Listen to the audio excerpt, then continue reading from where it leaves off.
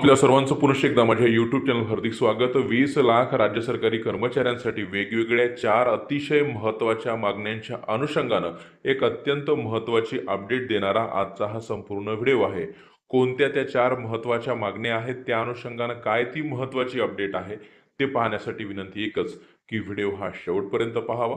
तसंच याआधी जर आपण आमचं यूट्यूब चॅनल सबस्क्राईब केलं नसेल तर निश्चितच चॅनलला सबस्क्राईब करा, समोरील बेल आयकॉनला सुद्धा क्लिक करा, म्हणजे नवीन व्हिडिओचे नोटिफिकेशन आपणास नियमित मिळत राहतील। राज्यामध्ये नवीन मंत्रिमंडळ स्थापन झालेलं आहे। राज्याचे मुख्यमंत्री आणि उपमुख्यमंत्री यांचा शपथविधी सुद्धा नुकताच पार पडलेला आहे आणि या शपथविधीनंतर महाराष्ट्र राज्य राजपत्रित अधिकारी महासंघ म्हणजेच क्लास 1 क्लास 2 अधिकाऱ्यांची ही अत्यंत प्रभावशाली असलेली जी संघटना आहे, त्या संघटनेने नुकतेच राज्याचे मुख्यमंत्री उपमुख्यमंत्री यांना निवेदन दिलेलं आहे आणि या निवेदनात राज्य मंत्रिमंडळाचं अभिनंदन केलेलं आहे। सोबतच ज्या काही महत्त्वाच्या मागण्या आहेत त्या मागण्या लवकरात लवकर पूर्ण कराव्या अशी विनंती केलेली आहे। त्यापैकी सर्वात महत्त्वाची मागणी, ज्याची पुनरावृत्ती, ज्याची अधिसूचना, ज्या संदर्भातला निर्णय 1 मार्च 2024 रोजी अर्थसंकल्पीय अधिवेशनामध्ये घेण्यात आलेला आहे आणि त्याच निर्णयाच्या अनुषंगानंच सुधारित राष्ट्रीय निवृत्ती वेतन योजनेची अंमलबजावणी संदर्भातला संपूर्ण शासन आदेश निर्गमित करावा अशी मागणी त्या निवेदनात करण्यात आलेली आहे। 1 नोव्हेंबर 2005 रोजी आणि त्यानंतर सेवेत दाखल झालेल्या कर्मचाऱ्यांना राष्ट्रीय निवृत्ती वेतन योजना लागू होती, परंतु आता त्यानंतर राज्य शासनानं सुधारित राष्ट्रीय निवृत्ती वेतन योजना लागू करण्याचा निर्णय राज्य शासनानं घेतलेला आहे आणि त्या संदर्भातला शासन आदेश सुद्धा निर्गमित झालेला आहे।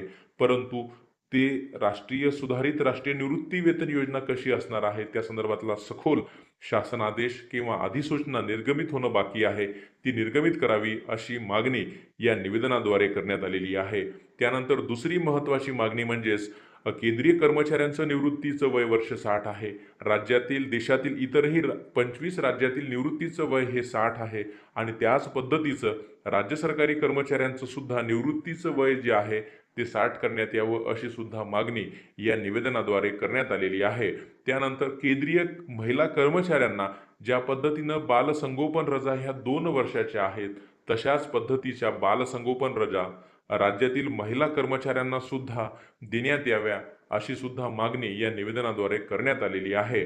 त्यानंतर गतिमान सरकार व्हावं यासाठी कर्मचारी असले पाहिजे, कर्मचाऱ्यांचे जे रिक्त पदं आहेत ते भरले गेलेले असले पाहिजे आणि त्यासाठी राज्यातील जे 3 ते 3.5 लाख पदं रिक्त आहेत ते पदं तात्काळ भरावेत अशी सुद्धा मागणी या निवेदनाद्वारे महाराष्ट्र राज्य राजपत्रित अधिकारी महासंघ यांनी केलेली आहे आणि निश्चितच राज्य शासन या संघटनेने केलेल्या मागणींची दखल हे निश्चितच घेत असतं। त्यामुळे येत्या काळामध्ये ह्या ज्या काही 4 अत्यंत महत्त्वाच्या मागण्या आहेत त्या मागण्यांच्या अनुषंगानं निश्चितच आपल्याला शासन आदेश पारित झालेले पाहायला मिळतील असं आपल्याला म्हणता येणार आहे।